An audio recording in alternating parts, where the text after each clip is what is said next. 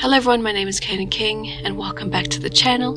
Two things before I start this video. One, I'm sorry if the audio sounds a bit strange. I haven't finished making my new recording box setup, so it's a little hollow still. Secondly, if you didn't catch my post or saw the description of my last video, basically, long story short, Rian and I have moved like twice in the last month, and it was just drama, and we're back, we're fine, we're finding a safe place, we're out of a toxic situation, and now we are finally able to catch up with our lives. So I'm finally recording again, so hi. Thirdly, Rian's at work while I'm recording this, so there's not gonna be any banter or anything like that at the end of the video. I do apologize, a lot of you do seem to like it and I'm glad.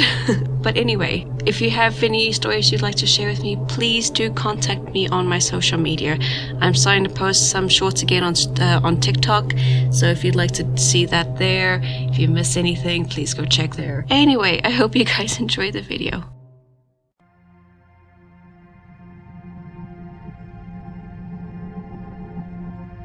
This is initially based on the account of my aunt, but ties in with my own experience.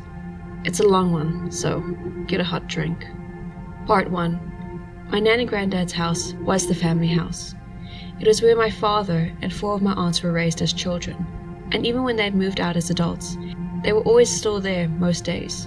During their upbringing, one of my aunts, Auntie S, had the biggest room at the back of the house as her bedroom. This room was notoriously cold, even though within it was a cupboard containing the boiler for the central heating.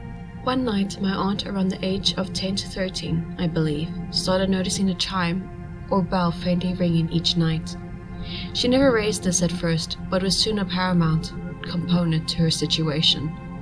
Then a few nights later, she began to wake up in the middle of the night to the sensation of a weight, a mild force, in tight sheets across her shoulders and chest. The same as when you get tucked in at night by a loved one. The problem being, she had already been tucked into bed hours before this occurrence, leading to her become frozen in terror, too scared to open her eyes and just go through the experience praying for it to pass. Like many when they experience something unusual, she convinced herself that she must have dreamt it, and so made no mention to anyone this time.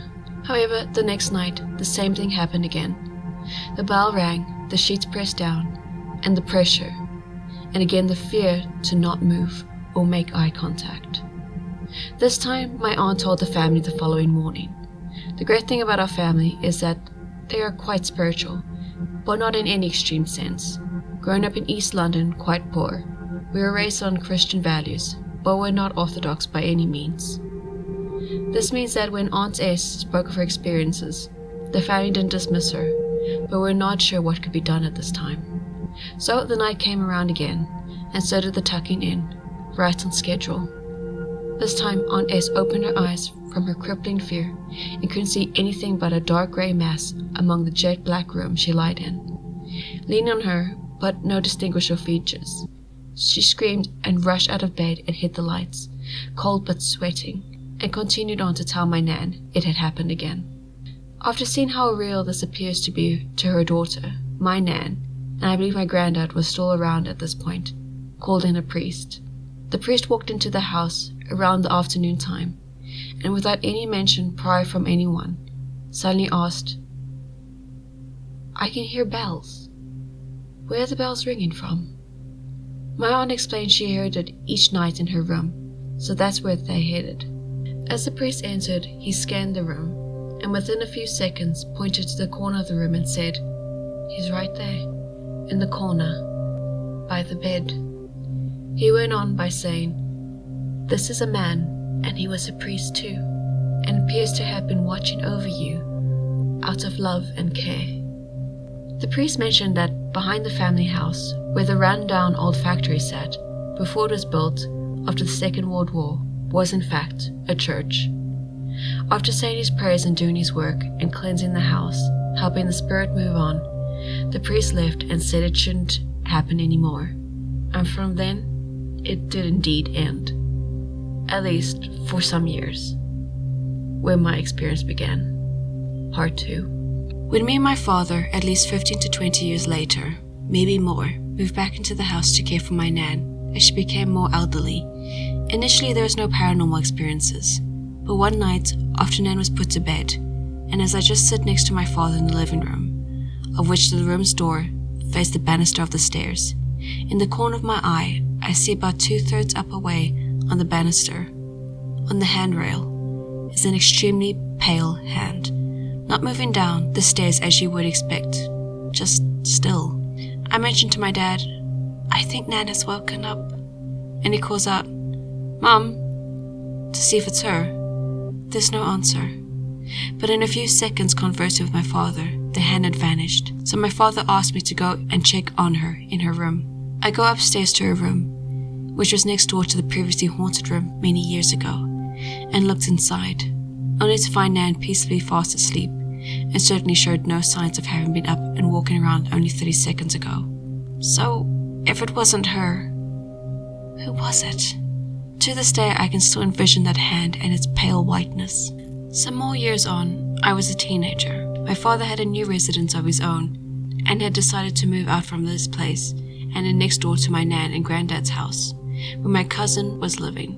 She offered cheap rent, and I just loved the fact I could be next door to the family home again, as we see so much family there regularly. I was given the loft room, newly converted with big windows, and was very happy there, until one night when I felt something very reminiscent of a story I knew of. In the loft room, there was a small gap under the wall, which divided the loft of my Nan's house and the loft I was in next door. My bed was situated up against the wall, and so the gap was only a few inches wide and under the bed, where the floor meets the wall. As I slept, I woke up to feel cold, mild pressure directly on my forehead. It felt like a cold hand, palm and fingers all the way across the forehead with a gentle pressure. I couldn't move for maybe a minute, until I plucked the courage to throw the bed sheet over my head and shuffle downwards away from the wall.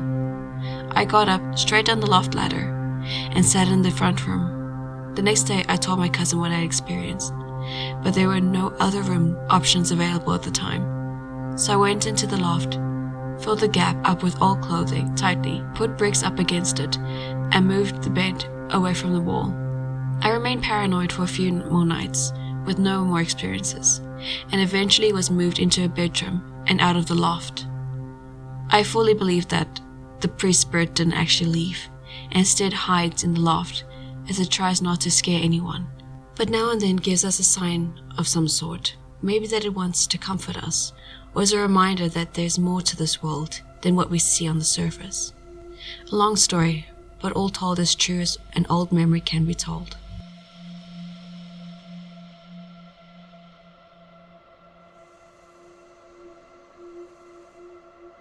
About 7 or 8 years ago, my friend was staying over and she saw a shadow figure in my house. I hadn't personally seen it yet, but my friend described it as a tall figure as tall as my dad. He's 5'11", and had no face. About 2 months ago, I started seeing things from the corner of my eye, but always thought nothing of it until one particular night. I was sleeping in my basement with my friend, and my room was left alone. The door was closed, the window was closed, and no fans were on. When I went to my room the next morning to grab something, everything on my top shelf above my bed had fallen off, and my TV was on. I thought nothing of it. A week or so later, I started smelling the scent of cigarettes in my room. I don't smoke, nor do any of my friends or family. As time went on, I started to ignore it.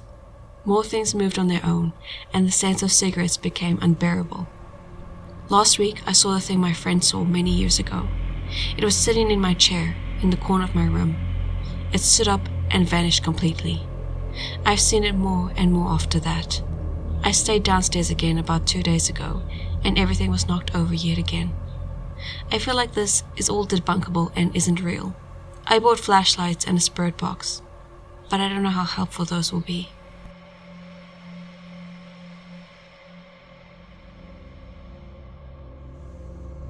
So I used to live in this old house with my partner and a friend of mine. It was rumored that a mother killed her baby and hung herself afterwards in one of the bedroom closets. That place always gave me the creeps, especially upstairs in the little corner of my bedroom. Well, one night I had gotten up to get a drink and a snack. I grabbed a drink from our entryway and then went into the kitchen to grab something to eat from the fridge. I set my drink on the kitchen counter and started to walk towards the fridge. As I was about to open the fridge door, I noticed something in the corner of my eye jump off the counter and land onto the floor. It was the drink that I had set there. I sat there for about 10 seconds in disbelief, because there was a full bottle of vitamin water, and I know for a fact that it didn't just tip over and fall. It had literally flung off the counter and landed on the floor. I noped out of there and went upstairs to seek comfort from my partner. I left the drink and decided not to grab a snack. I told my friend about what had happened the next day, and he said that he had experienced some similar things happen, but kinda just brushed it off. Well, not long after this happening, my mother showed me a video of my landlord on this paranormal activity YouTube channel. On that episode, he's talking about conjuring up spirits and openly inviting them. My mom freaked out and burned sage in every square inch of that place. The landlord's name is Josh. He always gave me a weird vibe, but I never expected that. I'll link the video below. And that is apparently the end of the video. The next video I have a lot more stories. I apologize again in advance. There's a dog barking in the background. Can you chill? Please find it. The next video I probably will post only this weekend. Probably on the Sunday again, because it seems to attract a lot of people. What is going on? Ah yes, there's a man walking past with a trolley on his back. What? Why does he look like that weird guy with the hat in one piece? I will post again this weekend. I hope you guys have a great day. Enjoy everything. Let me know if you have any story suggestions. And yeah, I will see you guys next time. Bye bye.